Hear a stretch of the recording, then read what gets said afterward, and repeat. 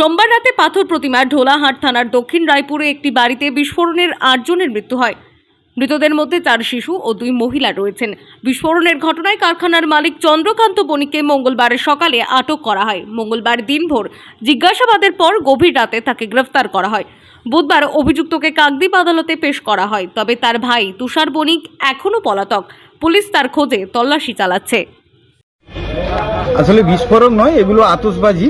ঠিক আছে, এই চন্দ্রকান্ত বণিক যে মূল অভিযুক্ত, যাকে আজকে ঢোলাহাট থানা গ্রেপ্তার করে কাকদ্বীপ আদালতে নিয়ে এসছে, মূলত এর বাড়িতে ওই আতশবাজির মশলা নিয়ে এসে, বারুদ নিয়ে এসে বাড়িতে ওরা ওই আতশবাজি বানায় এবং বিভিন্ন অনুষ্ঠান, এখন তো গরমের সময় বিভিন্ন গ্রাম পুজো হচ্ছে আমাদের হিন্দুদের, তো সেই গ্রাম পুজোতে যে সমস্ত বা খেলাধুলাতে যেখানে আতশবাজি প্রদর্শন হয়, সেই সমস্ত অর্ডার নিয়ে ও এই সব আতশবাজি বানায়।